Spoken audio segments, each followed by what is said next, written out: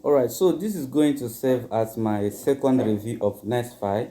The other day I made a review of Nextfi and I indicated some loopholes I discovered from the project.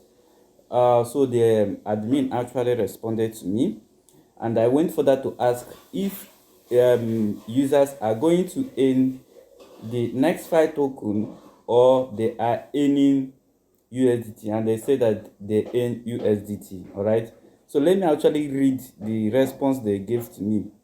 Okay, about the token contract, because I stated that the token contract is not the ownership is not renounced. So they say that yes, the ownership has not been renounced because they just started the project 30 days ago. So they say that they are still monitoring the stability and the community feedback and what to improve before they can renounce the ownership. Okay, so they also say that they have informed the community that they will renounce the ownership after everything is fully set up. All right, so that is one thing they said about that. Anyway, that is understandable though. If the say that yes, they actually admitted that they have not renounced it, but they will still renounce it, looking at the fact that it is a new project, then it is understandable. All right. Uh that is it. So for a project that have coins or tokens, there is always sometimes bugs that need to be fixed, tax adjustments that need to be done, and also they need to also stabilize their liquidity before they can renounce ownership. So it is understandable. Okay, but there is the only problem. So the only problem will be that, okay, what if they didn't renounce it before, as they promise, or if there is if the admin gets greedy and decide to to siphon people's funds without renouncing the token contract. All right, so I also asked them if people are earning a token or USD. They say that is USD, so the attention should mostly be on the USDT. All right, because the what I'm reviewing is actually the staking project, not actually the coin. All right, but meanwhile, if you want to buy the coin, you still need to do research about it. All right, so that is it. And then about the staking contract, they say that the staking contract I reviewed is the old version, which is different from the announcement and videos they sent yesterday. So they said that they upgraded the staking contract to add few things, restake function, solve the limitation of the old contract, which could only count up to 30 levels of network sales and others. So they said that I should review the latest staking contract instead. All right, both proxy and implementation contracts are already renounced. So there is, according to them, they say that they have renounced the contract they are using now. That the one I reviewed was the old one, but I actually reviewed what was sent to me, but they say that it's an old one. So I'm going to review the new one now. I'm going to review the new staking contract now to actually know if it is actually renounced and all that. All right, so that is it. So that is that on that. So let's quickly review it now. All right, so as you can see, this is the new contract address, and as you can see, this new contract address is verified, but you can see that it is a proxy contract, which means it can be upgraded, it can be adjusted, like it can, anything can, admin can still upgrade this contract to the implementation contract. All right, so for that not to happen, the critical administrative functions on this proxy contract has to be removed, and the ownership has to be renounced as well. All right, for that not to happen. Same also applies to the implementation contract. The critical administrative function should also be removed in the implementation contract and the ownership renounced as well. So we are going to check this particular proxy contract to know if the ownership is renounced. So let's read as proxy. All right, then let's scroll down to owner. All right, so the owner address returned uh, return 0x000, which means the ownership is renounced. All right, now this is not the final stage. So even if the ownership is renounced here and there are still critical administrative functions on the implementation contract, it means that there are still some things that admin have full control of. So we are going to check the implementation contract to actually know the real thing that is happening here. All right, so this is the implementation contract here. You can see the implementation contract here. That is the contract that is ending in C8, right? That is the contract that is ending in C8. That is the implementation contract. But for us to be very sure about this, there is also another way to check this contract, to verify this contract, to know if it is the actual implementation contract. So let's go to more. All right, this is more. If we click on more, we will see the option to is this a proxy. Click on is this a proxy. Okay, and then you can see, please enter the proxy contract address you would like to verify. So this is the proxy contract. So let's click on verify. All right, so you can see that yes, the proxy contract verification completed with the message the proxies contract implementation contract is found at. So you can see that this is the actual implementation contract. So let's click on the implementation contract. All right, so you can see that the implementation contract is here and it is also verified, right? And you can see that the creator wallet is just 4 days ago, which means this contract was created just 4 days ago. All right, and then let's go to the contract. Let's go to the contract and okay, so this is the contract. Meanwhile, let's read contract first before we begin to analyze the code. Okay, so let's look for owner. Let's look for owner. This is the owner. All right, so you can see that the ownership is also renounced here. That is why it gives the 0x00 address, which means it is a dead wallet. All right, but if we go to okay, I think I saw something that looks like staking here. All right, okay, let's just skip that part for now. Then let's go back to the code. Let's go back to the code. Okay, so that is it. Now these are the some of the things I observed from this code. There are some hard-coded admin addresses.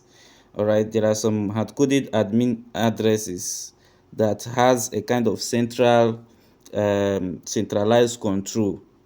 So if you take a look at here now, this line, take a look at this line 1, from line 147 to line 170, you can see some hard-coded admin addresses here. So what can these addresses do? What can these admins do? They can blacklist users, they can change router, they can change factory, they can adjust referral values, they can manage the treasury, and they can potentially manipulate liquidity operations. So this means the contract is not fully trustless like a full decentralized contract, because admins still have some access to some critical functions. That is one thing I discovered from this particular code. All right, so another thing I also discovered is this the ability of the admin to actually upgrade this contract, all right, or deploy some implementation later on this particular contract. That is also another thing I discovered.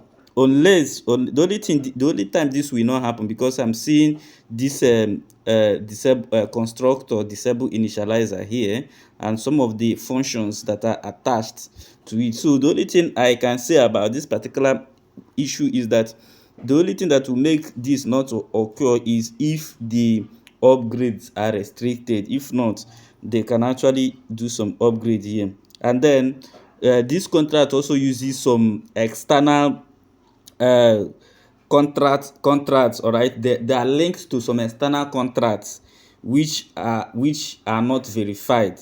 All right, which are not actually even if this particular contract is renounced, they are linked to some other contracts that are not actually renounced. uh, they are linked to the next token, they are linked to the referral, they are linked to ticketing. You can see all of them here. They are linked to ticketing, they are linked to the treasury, they are linked to config, and then Uniswap router, okay, which uh, can also be changed to any router. Are you getting it? So these are where they are linked. So it is not about this implementation contract being renounced. What about the treasury contract? What about the treasury contract? So we are going to look at the treasury contract, because that is actually where the money goes. All right, that is where the money goes. So we are also going to look at that particular contract as well. I've also discovered some external calls on this contract. All right, but before I even go into the external calls, let's check the treasury. Let's read what they told me about the treasury this thing and the implication of it. About Okay, so this is what they said about the treasury contract. They said our project does not collect market deposits to build the treasury like Olympus DAO models such as LGNS. The treasury only plays the role of selling the 0.1% token whenever the price goes up. And when the price drops to 1 USDT, it will automatically buy back LP tokens. We will not renounce the treasury contract ownership yet, because this mechanism has no market precedent. Nextfi is the first to do it. We have not tested a real price drop treasury buyback cycle. If ownership is renounced, if ownership is now too early and something goes wrong, it cannot be fixed, which may affect the entire project. So we will renounce the treasury only after all buyback processes are fully tested and proven safe for the community. Are you getting what they're saying here? Now, this thing they said here now, there are a lot of implications. All right, there are a lot of implications to it. Are you getting it? In fact, it's one of the most concerning part for me, for them to say that they will not renounce the treasury contract ownership. It simply means that the treasury is fully centralized. They can move or drain treasury funds. They can upgrade the treasury contract anytime. They can fake buybacks or delay them. They can override the 0.1% sell and buyback rule that they claim. Okay, so for them to say that the mechanism has no precedent is not a valid reason for them not to renounce it. All right, so I think you need to they need to put that into consideration. Of course, I know that this is a new project and they are still working on some of these things, but for you to tell people to start investing their money on that particular project, you should have put all these things together, or at least work on them. All right, so that is it. So for you to say that you cannot renounce the ownership of the treasury contract, it means that the treasury contract is centralized. And for that, for the treasury contract to be centralized, you cannot say that your platform is fully decentralized smart contract. The fourth argument, they say that third party screeners whitelist alert, that this is likely because we whitelisted the staking contract in PancakeSwap. that is why AMM staking does not need to pay transaction or profit tax. Blacklist alert. This is likely due to protecting against bots and malicious scripts. CB attack protection. DeFi or proxy-based systems often face risks such as automated entry bots, reward farming bots, high-frequency arbitrage scripts, flash-in, flash-out exploit attacks. These bots can disrupt the system's balance and cause losses to normal users. The purpose of the batch blacklist function is to block detected bots network or malicious address clusters in a single action. The review on third-party platforms are all done through AI scanning, and their conclusions are not 100% accurate because they don't understand our contract logic, just like the whitelist and blacklist examples mentioned earlier. That is why you can see different platforms giving different scores. If everything were 100% accurate, the result should be the same. Then in conclusion, they say that okay, I think the conclusion is just a defensive mechanism. Meanwhile, I have to respond to that last part of what they said, okay, about the blacklist and whitelist function. Okay, of course, the explanation is actually true and legit, and that blacklist does not that system has blacklist does not actually make it a scam. All right, but they didn't respond to a specific fake question that I asked. All right, since the ownership of the token is not renounced, since the ownership is not renounced, is there a tendency of blacklisting members? That is the question. Yes, they can actually blacklist members from having access to the liquidity to the coin. Are you getting it? So they can actually blacklist you. All right, so of course, the blacklist does not make it scam, but if the ownership is not renounced, they have that power to blacklist you. All right, so that is that on that.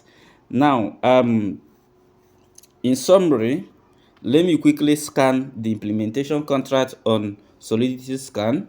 So if you go to Solidity Scan, you can see that this is the implementation contract that ends in AC8. Now, if you scroll down, you can see that they have moderate risk. And then if you scroll down, you can see that the source code is verified, just like we saw on BSC Scan. And then they have presence of minting function. The contract cannot mint new tokens because this actually is a staking contract, not a token contract. So that is why it doesn't have such function. And then, but there is the tokens can be bound in the contract. Bond functions are used to increase the total value of the tokens by decreasing the total supply. That is not even a major concern. It's not a risk. It's not a high risk for staking contracts. They say that the contract can be compiled with an older Solidity version. Pragma versions decided the compiler version with which the contract can be compiled. Having older Pragma versions means that the code may be compiled with outdated and vulnerable compiler versions, potentially introducing vulnerabilities and CVEs. Again, that is why the risk factor is not really that high, all right, but it can also be looked into. And then you can also see that that owners cannot blacklist token or users. It is in this case the owners can actually blacklist token and or users. All right, so ownership renounced. So if the owner of a contract has permission to blacklist users or tokens, all the transactions related to those entities will be halted immediately. All right, so that is it. So a and also the overpowered owners also. So the contract are using 15 functions that can only be called by the owners. All right, even though of course the ownership is renounced. So giving too many privileges to the owners via critical functions might put the users funds at risk if the owners are compromised or if a rug pulling attack happen. Are you getting it? So these are the things you also need to put into consideration when you want to invest on this particular project. All right, so my final verdict